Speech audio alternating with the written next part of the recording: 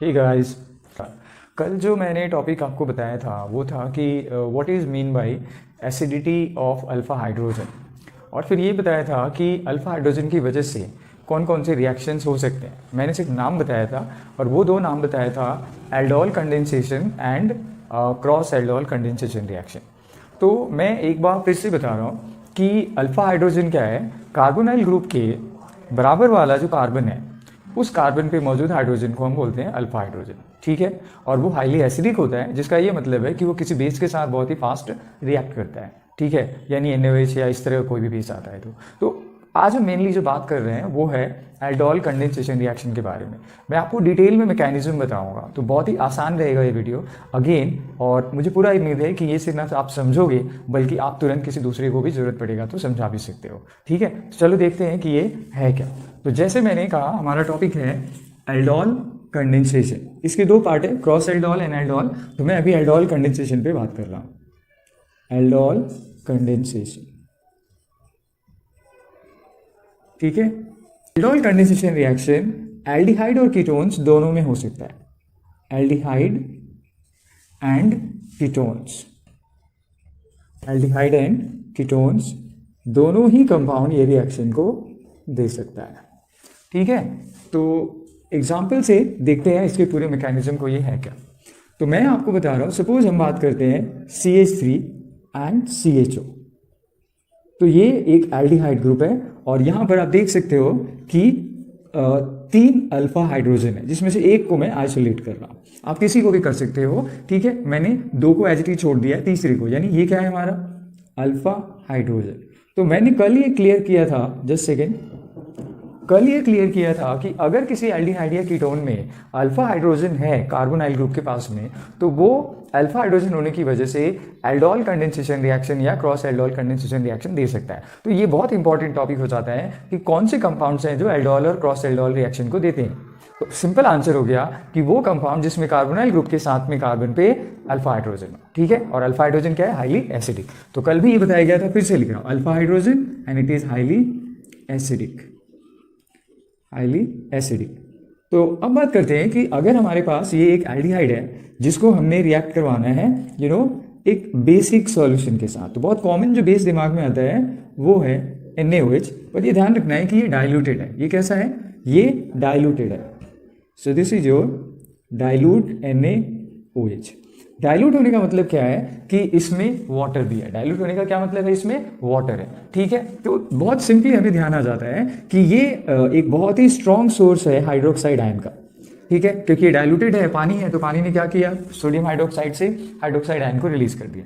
अब मैंने परसों या कल पिछले 2 दिन से बता रहा हूँ कि ये जो अल्फा हाइड्रोजन है हाईली एसिडिक है। अब हाईली एसिडिक होने की वजह से इस हाईली बेसिक सब्सटेंस की ओर मूव करेगा, ये हाईली बेसिक की ओर मूव करेगा। ऐसा करने से क्या होगा कि ये बॉन्ड टूटेगा और इस बॉन्ड के टूटने की वजह से इलेक्ट्रॉन चला जाएगा कार्बन पे। तो जब कार्बन पे इलेक्ट्रॉन जाएगा तो वो बन जाएगा एक नेगेटिव चार्ज, ठीक है। साथ में 2 हाइड्रोजन रह जाता है, फिर उसके बाद कार्बन है, ऑक्सीजन है और आपके पास एक हाइड्रोजन। तो ये हमारा क्या बन गया, एक कार्बन आयन, कार्बन आयन। अब ये कार्बन आयन तो है ही, लेकिन साथ साथ ये न्यूक्लियोफिलिक भी है, न्यूक्लियोफिलिक है, ठीक है। तो ये कार्बन आयन है और न्यूक्लियोफिलिक है। पहला स्टेप उम्मीद करता हूँ समझ में आ गया होगा। अगर आ गया है तो आगे बढ़ते हैं। अब क्या होता है, यहाँ से आगे देखना है। ये रिएक्शन में एसिटल्डिहाइड, यहाँ ये जो हमारा एसिड एल्डिहाइड, इसको हम एसिड एल्डिहाइड भी बोल सकते हैं। आप इसको और नाम क्या दे सकते हो, चलो पहले नाम समझते हैं। इसको आप एसिड एल्डिहाइड भी बोल सकते हो, एसिड एल्डिहाइड। इसका कॉमन नाम क्या है, एसिटल्डिहाइड भी, एसिटल्डिहाइड भी।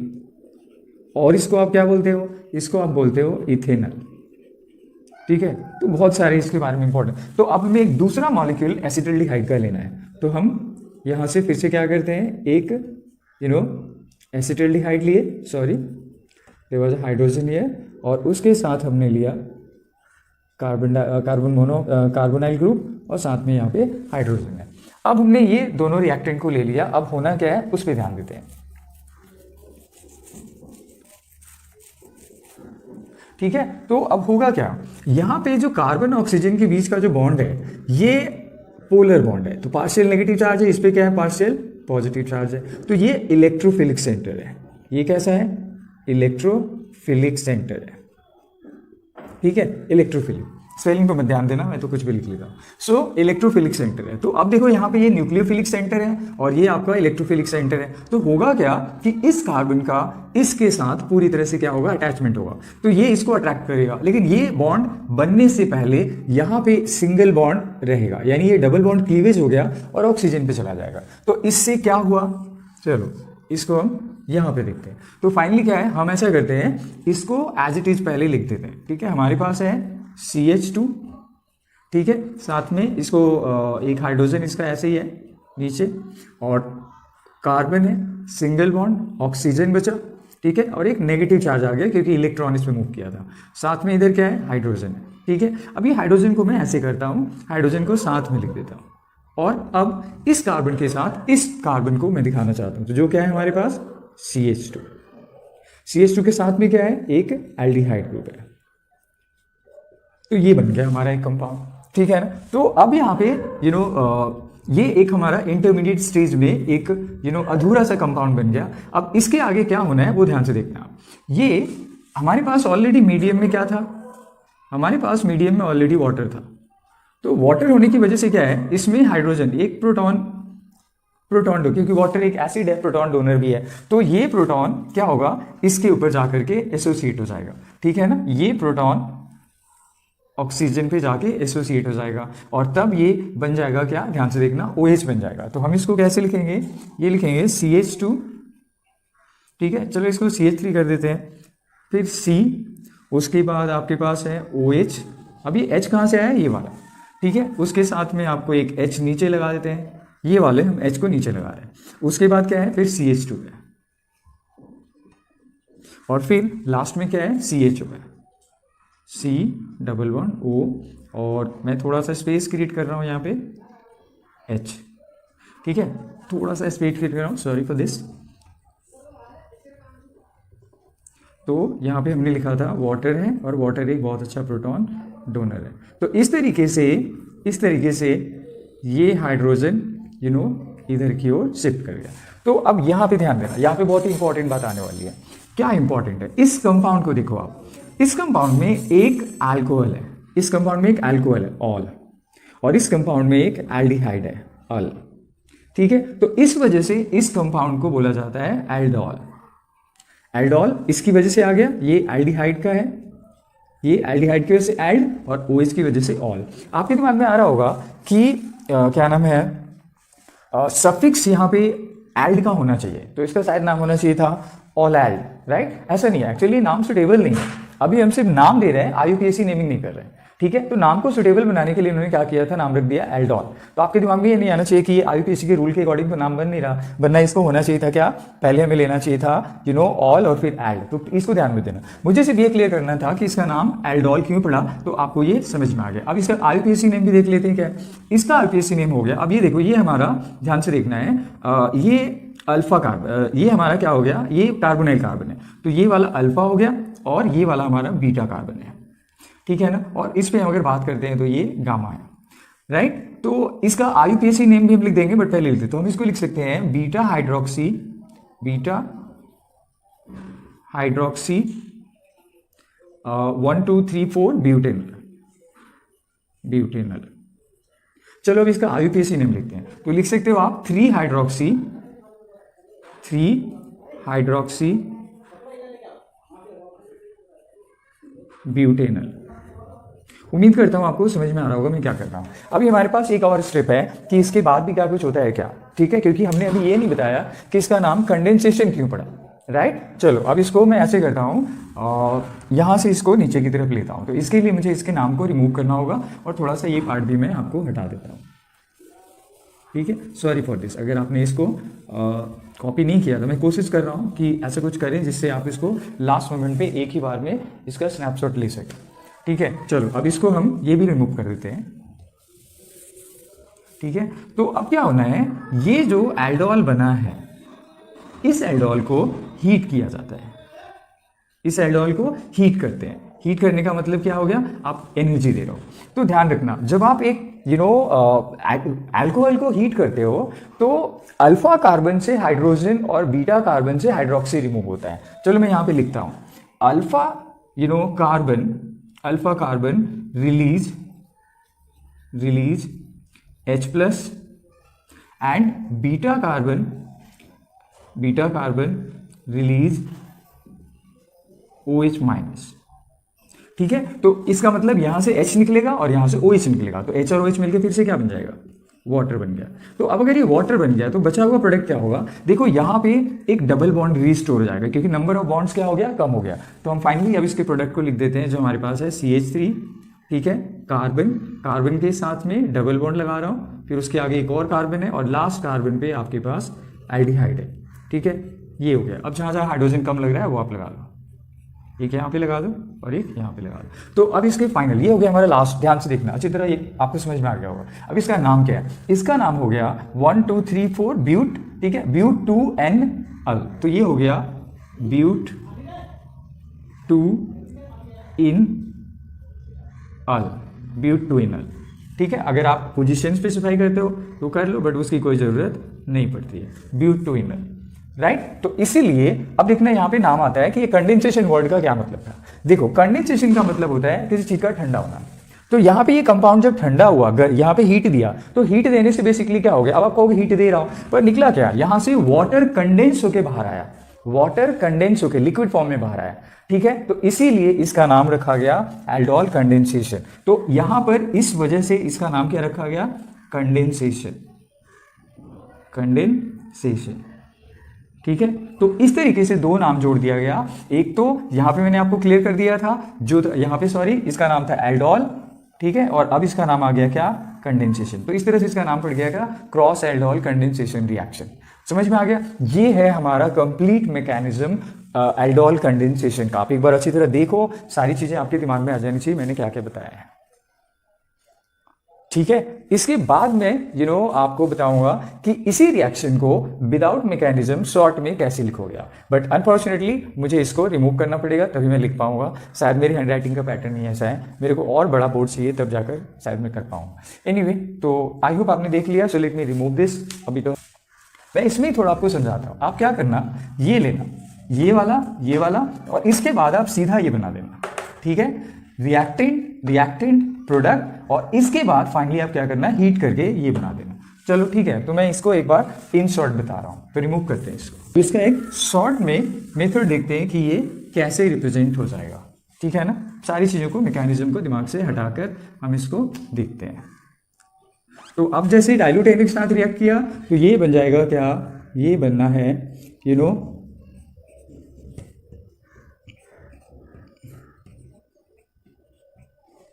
ये था हमारे पास OH, और बाकी नीचे आप नंबर ऑफ बॉन्ड्स को देख लेना क्या है, ये बना। तो ये हमारा क्या बन गया, एल्डोल। फिर एल्डोल जब बन गया तो उसके बाद मैंने कहा था कि ये हमारा अल्फा कार्बन है, ठीक है, और ये हमारा बीटा कार्बन है। तो अल्फा से हाइड्रोजन निकालना आप और बीटा से हाइड्रोक्साइड, यानी हमने क्या करना है, इसको हीट करना है, तो जब हम इसको हीट करेंगे तो फाइनली आपको प्रोडक्ट मिल जाएगा क्या, C सिंगल बॉन्ड। ठीक है, लास्ट वाले पे आपको एल्डिहाइड एज इट इज है और बीच वाले पे आपको यहाँ पर एक डबल बॉन्ड रिस्टोर हो गया। ठीक है, ये था हमारा ब्यूट 2 अल। ठीक है, तो ये है हमारा एल्डोल कंडेंसेशन रिएक्शन का बहुत ही शॉर्टकट मेथड। उम्मीद करता हूँ आपको सारा क्लियर हो गया होगा। ठीक है ना, शायद मैंने रिपीट नहीं किया, बट आप इसको दोबारा से एक बार चेक कर लेना, दोबारा से देख लेना, आपको सारी चीज़ें क्लियर हो जाएंगी। ये बहुत ही इंपॉर्टेंट है, ध्यान रखना, एक एक पार्ट इसका बहुत ही इंपॉर्टेंट है from the point of view of your competition और from the CBSE exam, right. तो अभी देखते हैं इसमें और क्या कुछ है या नहीं है, तो मैं उसके बाद में आपको अपडेट करता हूँ। मैं एक चीज़ आपको बताना भूल गया कि ये रिएक्शन सिर्फ एल्डिहाइड में नहीं होता, ये सिर्फ कीटोन में, ये कीटोन में भी होता है। चलो मैं एक एग्जांपल आपको कीटोन का लेके दिखाता हूँ कि कीटोन में क्या करोगे आप। चलो अब मैं यहाँ पर क्या कर रहा हूँ, यहाँ पे एक मिथाइल ग्रुप या कोई भी अल्काइल हो, तो अब ये कीटोन बन गया। अब इस कीटोन को क्या करना था आपको, डाइल्यूट NaOH के साथ रिएक्ट करना था। डाइल्यूट NaOH के साथ। डाइल्यूट NaOH के साथ रिएक्ट करोगे तो होगा क्या, ये ध्यान देना कि जो हमारे पास जो जहाँ पे पहले कीटोन है, तो पहले क्या होना था कि डाइल्यूट NaOH क्या करेगा, किसी भी अल्फा हाइड्रोजन को, या तो इस अल्फा हाइड्रोजन को, चलो हम इसी में यहाँ पे अल्फा हाइड्रोजन कर लेते हैं, ठीक है, ये हमारा अल्फा हाइड्रोजन है। तो अल्फा हाइड्रोजन को OH के साथ आप फिर से ले लो, ठीक है, OH के साथ ले लिया, तो ये फाइनली एक प्रोडक्ट बन के बाहर आ गया H2O, ठीक है, और साथ में जो प्रोडक्ट बना वो है CH3, ठीक है, C और डबल बॉन्ड O, और उसके बाद CH2 और एक कार्बन आयन बना।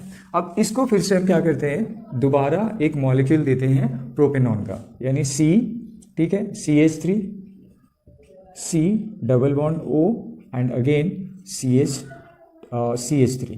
जैसे मैंने कहा था कि ये वाला हमारा पार्शियल पॉजिटिव है, ये वाला पार्शियल नेगेटिव है, तो इस बॉन्ड का क्लीवेज होगा, और बॉन्ड के क्लीवेज होने की वजह से क्या होगा कि ये जो कार्बन है वो इस कार्बन के साथ आके जुड़ जाएगा, ठीक है ना, ये यहाँ पर आकर के जुड़ जाएगा।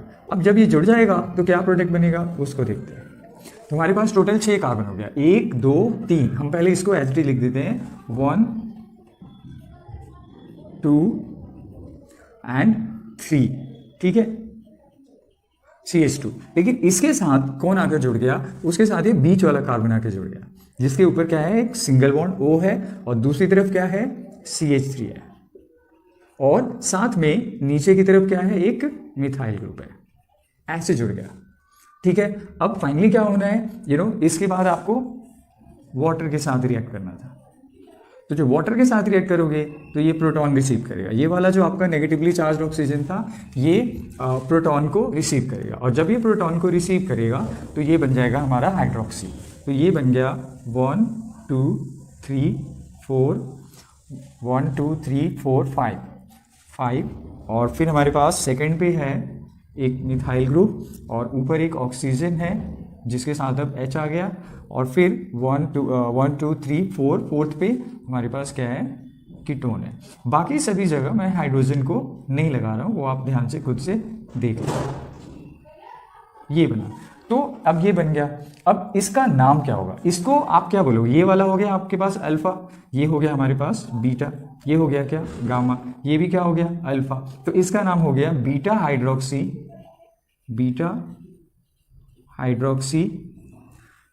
कीटोन। पहले वाला क्या था, एल्डिहाइड था, लेकिन अभी क्या हो गया, कीटोन हो गया। अब फाइनली आप क्या करो, इसको हीट करोगे, आपको क्या करना है, इसको हीट करना है। तो जब हीट करोगे तो कंडेंसेशन होगा, और आपको मैंने पहले भी क्लियर किया था कि जहां पर अल्फा याद रखना है, या तो डबल बॉन्ड यहां पे आ सकता है या डबल बॉन्ड यहां पे आ सकता है। तो इस तरीके से CH3 C double bond O, उसके बाद C, ठीक है, और यहां पर भी डबल बॉन्ड आ सकता है, ठीक है ना, और फाइनली C आ गया। तो यहाँ पे आपको लिखना होगा CH, और लास्ट वाले में आपको लिखना है CH3।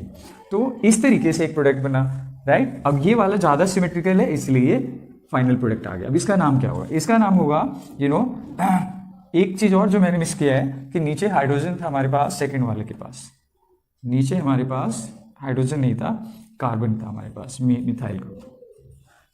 तो इसका नाम हो गया 2 methyl 1 2 3 4, right? So it's 4 methyl, right? And pentane, pent 3 1 2 3 N 2 ON।